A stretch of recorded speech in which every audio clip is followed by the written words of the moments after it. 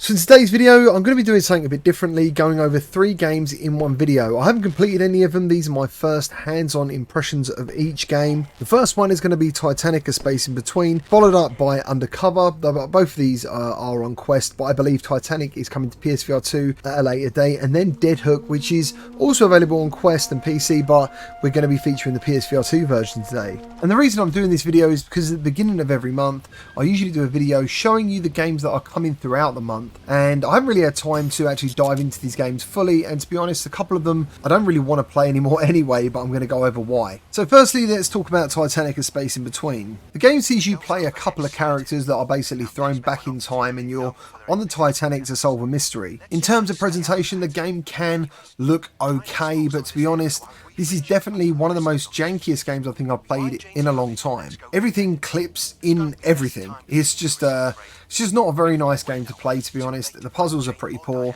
The interactions are even poorer. And overall, I do know this game is made by a small team of 2 people, but this game is $20, and to be honest, at the moment, I would avoid it. I'm not sure whether this game is going to be updated for PC and Quest, but when I saw the trailer, I was kind of hyped to jump into this. I've always been interested in history and Titanic, and when I looked into the Quest build itself, it does say top-of-the-line graphics, but unfortunately, this really isn't that good at all. When you come across people in the levels, they can run through walls or doors. The things that are meant to be scaring you haven't got any eyes. It's just very bad. It's just a very bad game, unfortunately. And as I said, I wasn't going to cover it, but I kind of feel when you make these videos at the beginning of the month saying to you guys, like, these games are ones I'm looking forward to or they're coming, well, this is kind of my way of letting you know that Titanic, A Space in Between is probably one you need to avoid at the moment. I hope it does get improved for PSVR2 and PC, but even if the graphics do improve, there's just something incredibly not fun about it. And also, I think it's meant to be quite jump scary. Maybe it could be scary for someone who's never been in VR before, you know, because VR could be quite intense if it's your first time in the headset. But for anyone who's actually experienced in VR, I don't think this game's going to cut it. Next up is Undercover, and if you've been following the channel for some time, you'll know that I'm a fan of time crisis and games like Dead Second and Crisis Brigade. Unfortunately, and I'm not sure really why, this game really doesn't excite me. One thing I do like about it is the fact it does have online co-op play. The graphics are like PS1 style, so it did tick some boxes and definitely got me interested, especially when we watched the trailer. I think that was during the Upload VR showcase. And there is haptics here, the weapons feel good, but the action's just really not exciting, and I really can't figure out why. I imagine on paper this game sounded like it was going to be fantastic, but I think the story they try and push on you between the characters just isn't engaging. It's like listening to an argument between 2 people throughout the game. And the set pieces that I think that made Time Crisis really cool and were usually quite exciting, you know, like the car speeding towards you, buildings blowing up. I don't know, just stuff that made it exciting to play just isn't here for me. And this sounds very downish so far, but unfortunately, yeah, again, this is a game I played for, I think I put about an hour and a half into this, just trying to wait for the moment when I felt like it was pretty cool, and it never really came.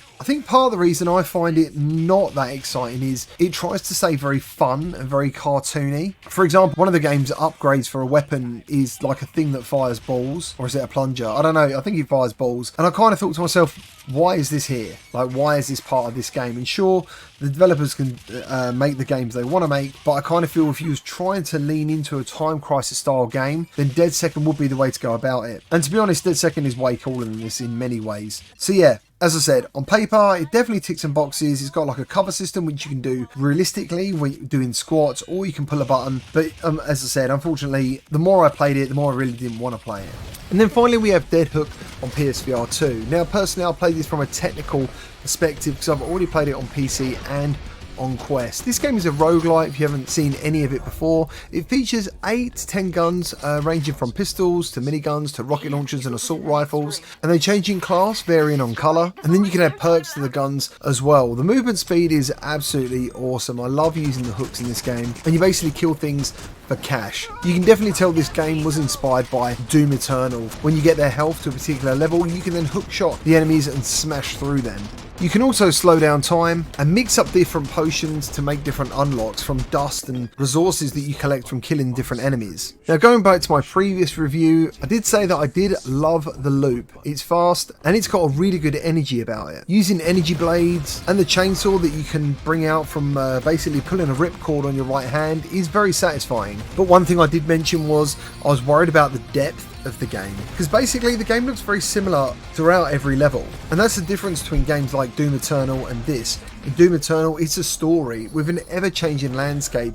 In this game, it pretty much never changes. And when you're talking about a roguelike, say Light Brigade, where everything is procedurally generated, I feel there's enough variety to keep you interested in each run, and this is one of the games that I felt that let Dead Hook down. But I do feel the developers tried to add a lot of depth when it comes to doing the unlocks and the weapon upgrades. But now let me talk about the PSVR2 version. This game runs super smooth. I do believe it's running at 120Hz, which is nice, but they're not using dynamic frame rate rendering or eye tracking, which leads to not exactly the sharpest looking game on PSVR2. I also come across quite a few bugs and frame drops, which I was really not expecting, considering this is kind of the final version of the game. Like, this is should be the best version of the game. So at the moment, if you're looking at this game and thinking, oh, I'm not too sure, then I would hold off for a little while and wait for some updates, which Joyway are not good at doing, by the way. These guys tend to put out a game and not do much aftercare, so I really hope that does happen, because frame drops at this point in the game's life is unacceptable. And overall, I came away a little disappointed that this is the case. I really expected the PSVR2 version to be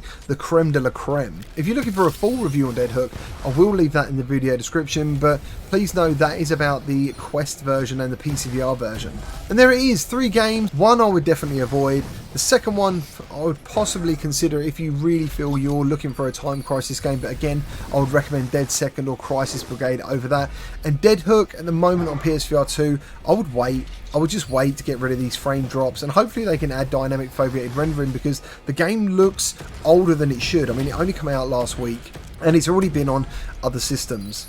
And since then, with games like Light Brigade already being out, if you ask me which one I would go for, it would definitely be Light Brigade over Dead Hook. As always, feel free to leave your comments down below, let others know what you think about these games if you played them, and I'll see you all in the next video.